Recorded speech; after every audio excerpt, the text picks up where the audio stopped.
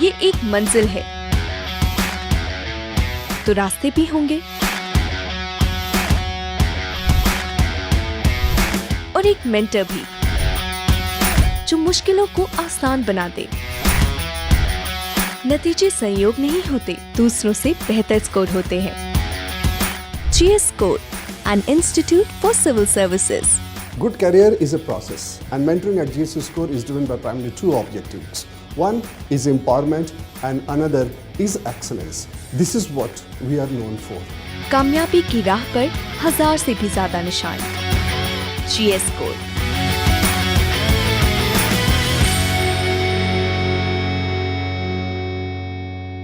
Hello everyone, I am Dr. Anjali Garg, rank 79 UPSC CAC 2022. So I am from Chandigarh and I did my schooling from there. Then I opted for medical science and I did MBBS from VMMC and Safdarjung Hospital, Delhi. And during my internship and my clinical postings, I started developing interest in the civil services because I thought that I need to work at the grassroots levels. क्योंकि मुझे ऐसा लग रहा था कि MBBS के time पे अगर मैं MD करती हूँ, I will be a specialised doctor, but मैं एक लार्जर नीड्स पे इतना फोकस नहीं कर पा रही हूँ जो कि मेरा इंटरेस्ट था। तो फिर मैंने UPSC के लिए प्रिपरेशन स्टार्ट किया। Then in my first attempt though I reach till my interview but I missed the cut off by 10 marks and उसमें मेरे मेडिकल साइंस में 250 मार्क्स थे। सो आई थॉट कि मैं मेडिकल साइंस पे और ज़्यादा इन्हांस करूँगी अपने नोट्स और उसको एनरिच करूँगी। So now this time I have secured 287 marks in medical science, which is the highest in this year's UPSC. So मैंने वो कैसे किया, मैंने मेडिकल साइंस को कैसे इन्हांस किया, कैसे ये मार्क्स लेकर आई, उसके रिगार्डिंग मेरी ये स्ट्रैटेजी वीडियो है। A little bit about my background.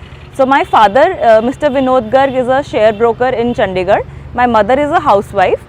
My bhaiya and bhabhi, they both are MBAs and they work in MNCs in Gurgaon.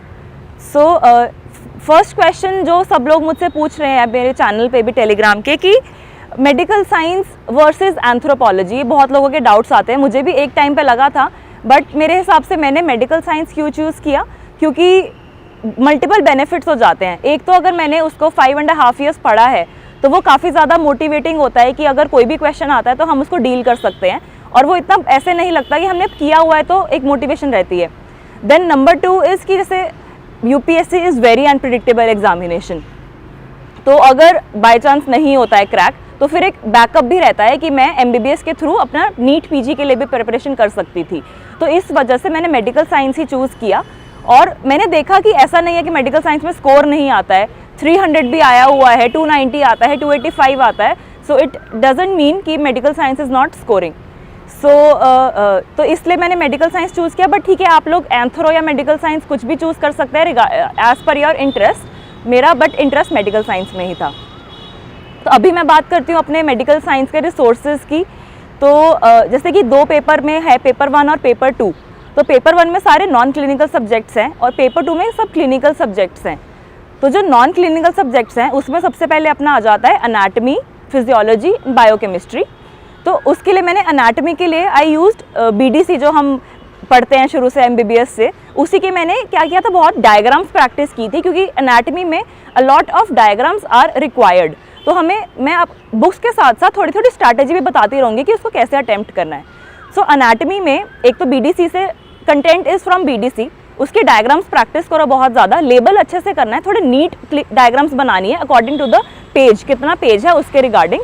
और हर एक आंसर में एंड में 1 और 2 you can give some applied points.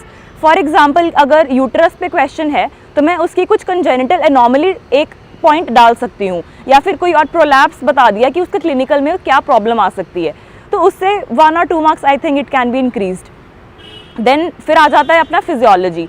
Physiology मैंने AK Jain book पढ़ी थी MBBS के time पे, तो उसी में से आई एनरिच्ड माई नोट्स और परीक्षित सर के नोट्स भी मैंने रेफ़र किए थे फॉर वेरियस टॉपिक्स। और उसके अंदर भी थोड़ी प्रैक्टिस कर लीजिए डायग्राम्स की। फॉर एग्जांपल मसल कॉन्ट्रैक्शन है तो उसकी कलर डायग्राम प्रैक्टिस कर लो, और न्यूरोमस्कुलर जंक्शन है तो उसकी भी थोड़ी कलर डायग्राम्स बनाओ so that it becomes more presentable. और उसमें भी कोई पॉइंट अप्लाइड ऐड कर सकते हैं। फॉर एग्जांपल न्यूरोमस्कुलर जंक्शन का क्वेश्चन है तो you can add myasthenia gravis और उसकी थोड़ी फिजियोलॉजी, तो it can add some points. Then number 3 अपना आ जाता है बायोकेमिस्ट्री। बायोकेमिस्ट्री के लिए आई रेफर्ड परीक्षित सर के नोट्स और जो अपनी MBBS के टाइम में बेसिक बुक्स थे और बेसिक नोट्स थे, तो वही वाइटामिन, मिनरल्स, RFLPs, RIA, बिल्कुल syllabus wise pin point biochemistry याद कर लेना, क्योंकि वो एक आधा 2-3 क्वेश्चंस आने हैं। अब RFLP है तो उसकी मैंने गूगल से एक बहुत ही सिंप्लीफाइड डायग्राम कर ली थी कि RIA है, इसमें हम ये एजेंट डालेंगे, दिस विल बी ग्राफ। बहुत ही सिंपलिस्टिक डायग्राम्स प्रिपेयर कर लो, दिमाग में रखना कि RFLP क्वेश्चन आए तो ये बनाना है, PCR का आया है तो वो 3 डायग्राम्स बनानी है। तो एक बेसिक ही करना है, बस उसको प्रेजेंटेबल अच्छे से करना है। देन अपना पेपर 1 में सेक्शन 2 में आ जाता है pathology, forensics, micro and pharmacology. तो पैथोलॉजी के लिए मैंने क्या किया था कि लास्ट टाइम मैंने HNE पेंसिल से नहीं डायग्राम्स बनाई थी, और तो इस बारी मैंने क्या किया, हर्ष मोहन से काफ़ी HNE डायग्राम्स प्रिपेयर कर ली थी, हिस्टो डायग्राम्स, कि उसी पेंसिल से बनाओ, वो जो पिंक और पर्पल कलर की आती हैं, इन द सर्कल्स, और नीचे लिख दो figure this, histo diagram of this. तो वो मैंने पैथ की सब diagrams I made sure I have made. फिर पैथ में content you can improve from the UPSC medicos और फ्रॉम योर बेसिक बुक, जो अपनी रॉबिन्स है उसी में से किया है मैंने। फिर माइक्रो आ जाती है, माइक्रो में भी मैंने अपनी जो हमारी बेसिक बुक थी उसी से पढ़ी थी, थोड़ा UPSC मेडिकोज से आई एनरिच्ड माई पॉइंट्स। जो सिलेबस है वही पढ़ना है, उसी में 1-2 पॉइंट्स एक्स्ट्रा लिखते हैं। अगर 3 फंगस है, कैंडिडा, एस्परजिलस, क्रिप्टोकोकस, वही 3 पढ़ो, उसी में 3-4 पॉइंट्स ऐड करो, डोंट रीड एक्स्ट्रा, उन्हीं में से पूछेंगे वो। बट उसी में कुछ डायग्राम, उसकी माइक्रोस्कोपी डायग्राम बना लो, और उसकी कोई कल्चर वाली डायग्राम, वो सब छोटी छोटी साथ में बना दिया करो। फिर अपना नेक्स्ट आ जाता है फोरेंसिक्स। फोरेंसिक्स तो टोटली मैंने बुक से किया था, और अपनी बुक के साथ साथ उसमें भी हल्की हल्की डायग्राम वी कैन मेक, कि अगर वो डिफरेंस है इन और आउट का गन का, तो उसमें एक डायग्राम बना दो कि इन जा रही है गन या आउट जा रही है, उसका कैसा मार्क होगा, वो डायग्राम बना सकते हैं उसमें। Then comes the pharmacology. Pharmacology it's a tough subject, काफ़ी ज़्यादा होता है, तो मेरे पास MBBS के टाइम पे GRG नोट्स थे, तो मैंने उसी में GRG नोट्स मेरे को अच्छे से मैंने प्रिपेयर किए थे, और उसी में UPSC मेडिकोज से जो मेरी कुछ ड्रग्स रह गई थी वो मैंने उसमें एडिशन डाल ली थी। तो और फार्माकोलॉजी को हम थोड़ा स्ट्रक्चर्ड वे में लिख सकते हैं, कि जैसे कि उसके सिम्टम्स हैं तो उसको सिम्टम्स और साइंस में लिख दो, और सिम्टम्स को ऑर्गन वाइज डिवाइड कर सकते हैं कि आइज़ के सिम्टम्स ये आएंगे, लिवर के ये आएंगे, ब्लड के ये आएंगे। जितना हम स्ट्रक्चर कर सकते हैं उतना बेटर रहेगा। तो पेपर 1 में स्टैटिक ही लिखना है, जस्ट उसको थोड़ा प्रेजेंट अच्छे से करें, डायग्राम्स बनाएं, इससे मेडिकल साइंस का paper 1 will be easily tackled. बस सिलेबस डेफिनेटली मेडिकल साइंस का ज़्यादा होता है, तो मैनेज करना है कि पहले से ही थोड़े नोट्स बना के रखें, ताकि रिवाइज करना ईजी हो, और बारी बारी रिविजन करना is the key. So next मैं आ जाती हूँ पेपर 2 पर। पेपर 2 में थोड़ा डिफरेंट अप्रोच रहता है, क्योंकि वो क्लिनिकल सब्जेक्ट्स हैं सारे। तो क्लिनिकल सब्जेक्ट्स में हमें लिखना भी क्लिनिकली है, हमें ये सोचना है कि भाई पेशेंट आया है तो how we have to deal with them. तो कोई अगर इमरजेंसी केस है, मेडिसिन है सपोज, तो आ गया डायबिटीज़ कीटोएसिडोसिस का पेशेंट आया है इन इमरजेंसी, तो हमें लिखना है कि patient with this and symptoms came to the emergency. तो first we will give the airway, breathing, circulation, give the cannula and fluids. फिर लिख दो कि इंसुलिन इतना देना है, साथ में पोटेशियम देना है, जो भी उसके एल्गोरिदम है, राइट इन फ्लो चार्ट्स। देन अगर वो इम्प्रूव हो रहा है तो फिर हमें मॉनिटर करना है, फिर हमें ये देना है, स्टेप वाइज फ्लो चार्ट में हमें उसे प्रेजेंट करना है। तो बुक्स क्या मैंने रेफ़र की, जैसे मेडिसिन है, तो मेडिसिन में आई रेफर्ड जो मेरे डैम्स के नोट्स थे MBBS के टाइम पे वो थे, और साथ में हैरिसन के मैंने एल्गोरिदम्स ऐड करे थे, जो भी फ्लो चार्ट्स है, जैसे कि approach to urine examination, approach to a kidney disease, तो हैरिसन्स में फ्लो चार्ट्स हैं, मैंने वो रेफ़र किए थे। और फिर नेक्स्ट आ जाता है पीड्स। पीड्स में मैंने घई ही ली थी, उसी का ही मैटर थोड़ा फ्लो चार्ट वे में प्रेजेंट किया था। देन नंबर 3 आ जाता है अपना मेडिसिन, पीड्स, डर्माटोलॉजी के लिए मैंने जो हम नीना गुप्ता की बुक पढ़ते हैं MBBS, वही उसी में से नोट्स बनाए थे, और कुछ मेरे स्टडी पार्टनर हैं उनके साथ मैंने इन्हांस किया था नोट्स। और डर्मा में और थोड़ी बहुत डायग्राम्स प्रिपेयर करो, लाइक हिस्टो की डायग्राम है, फ्रॉम द नेट देख लो लाइकन प्लानट्स की हिस्टो डायग्राम कैसे बनानी है, या किसी और चीज़ की कोई डायग्राम कैसे बनानी है, वो प्रिपेयर किया था। फिर सेक्शन 2 में अपना सर्जरी आ जाता है, ऑब्स एंड गायनी और PSM। सर्जरी के लिए आई रेफर्ड घई बुक, और साथ में थोड़े बहुत UPSC मेडिकोज से नोट्स, एंड उसको फ्लो चार्ट फॉर्म में मैंने प्रेजेंट किया था। और नंबर 2 अपना ऑब्स एंड गायनी, वो तो DC अपनी दत्ता और साक्षी अरोड़ा, उसमें प्रॉपर फ्लो चार्ट्स हैं, उन्हीं को मैंने अच्छे से प्रिपेयर किया था। PSM is a very vast topic, तो उसके लिए मैंने UPSC मेडिकोज के जो रिसेंट लाइक TB के कोई प्रोग्राम हुआ है या स्टॉप TB ऐसा कुछ है वो सब किया था। कुछ जो सिलेबस वाइज मैंने topics from the PSM book जो है पार्क्स उससे किया था। तो पेपर 2 में सब्जेक्ट हमारा मैटर तो वही है जो हमने पहले पढ़ा है, बट उसको प्रेजेंट करना है हमें अच्छे से। तो कोई भी क्वेश्चन है, सपोज सर्जरी का क्वेश्चन आ जाता है इलियोसिकल TB, तो उसको हमें अगर उसका आ जाता है मैनेजमेंट बताना है, तो हम पहले इलियोसिकल TB की इन्वेस्टिगेशंस देंगे, देन उसका ट्रीटमेंट बताएंगे। अब इन्वेस्टिगेशंस में अगर हमारे पास उसके लिए कितने पेजेस हैं उस पर डिपेंड करता है। 5 मार्क्स हैं, 1 पेज होगा, तो उसमें 1 line we should write clinical points क्या होंगे, उसकी हिस्ट्री क्या होगी। फिर उसके बाद हम मैनेजमेंट में इन्वेस्टिगेशंस में लिखेंगे कि ब्लड इन्वेस्टिगेशन, रेडियोलॉजिकल एग्जामिनेशन, कोई स्पेशल टेस्ट है उसका वो, तो उसको और स्ट्रक्चर्ड वे में लिखना है। फिर ट्रीटमेंट में भी हमें थोड़ा स्ट्रक्चर्ड लिखना है। सर्जरी है तो पहले लिख दो pre op treatment, that will be PAC, उसका चेस्ट एक्सरे, उस टाइम पे RT-PCR था वो लिखा था। फिर अरेंज ब्लड, वो हमें दिमाग में रखना है कि हर में लिखना है। देन कम्स द मेन उसका ट्रीटमेंट, सिम्टोमेटिक और स्पेसिफिक। तो सिम्टोमेटिक में लिख देंगे कि पेन किलर है जो भी वैसा 2-3 चीज़ें, और स्पेसिफिक में उसकी जो भी सर्जरी है वो, और हल्की सी उसके डायग्राम बना दो कि इलियोसिकल है, एनास्टोमोसिस करना है, उसकी डायग्राम बना दी थोड़ी सी।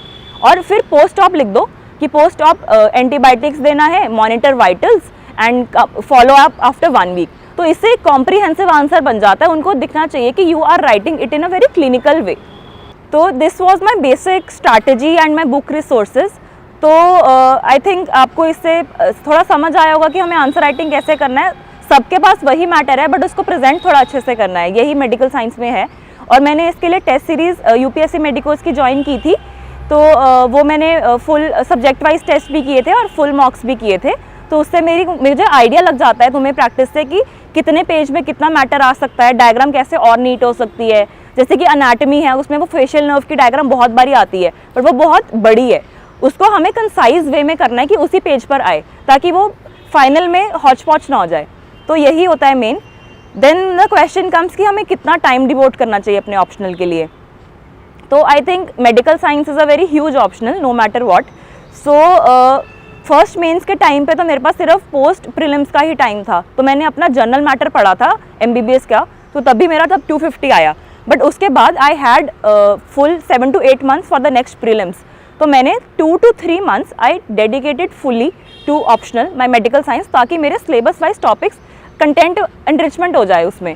तो वो मेरे स्टडी पार्टनर है डॉक्टर नितिश गुप्ता, तो हमने इकट्ठे कंटेंट एनरिच किया था, आपस में डिस्कस करके, आपस में एक दूसरे को नोट्स देके, उससे काफ़ी हेल्प मिल गई थी और काफ़ी मेरे नोट्स एनरिच हो गए थे। और साथ साथ में मैंने तब 4-5 सब्जेक्ट वाइज टेस्ट भी दिए थे। तो इसलिए फिर मेरे नेक्स्ट मेंस में मैंने अपना optional I made it sure कि मैंने 2 to 3 टाइम्स उसको रिवाइज कर लिया था till my final exam. So that was my main time management for medical science. Medical science और GS को कैसे बैलेंस करें, तो क्योंकि मेडिकल साइंस एक काफ़ी ह्यूज सिलेबस है, तो काफ़ी टाइम तो देना पड़ेगा हमें मेंस के टाइम पे। तो I think I kept it for 50-50 कि 50 for the GS and 40 to 50 for the medical science. तो इक्वल टाइम डिवाइड होता था कि पहले GS1 करना है, 3-4 दिन उसका एक टेस्ट लिखना है, फिर मैंने 4-5 दिन एक सेक्शन ऑफ मेडिकल साइंस करे लाइक अनैट फिजियो बायोकेम, वो किया, उसका एक टेस्ट लिख दिया। तो ऐसे ऐसे करके मेरा टाइम डिवाइडेड था। तो मैंने फर्स्ट 40 to 45 डेज़ में एक बारी GS और मेडिकल साइंस रिवाइज कर लिया था, एंड नेक्स्ट 40 डेज़ में मेडिकल साइंस की सेकंड और लास्ट के 5 दिन में थर्ड रिवीजन कर ली थी। तो उससे काफ़ी कॉम्प्रिहेंसिव मेडिकल साइंस प्रिपेयर हो गया था। So I think this was my detailed strategy for medical science. अगर आपको और भी कुछ डाउट्स है तो I am also sharing my samples, answer samples on my Telegram channel, और कुछ डाउट्स है तो I will definitely answer to those. And thank you DKT for giving me this opportunity to share my strategy for the medical science. I hope it helps a lot of aspirants who are choosing medical science. Medical science is a good optional, so you should definitely keep confidence in this subject and keep confidence in your preparation. Thank you.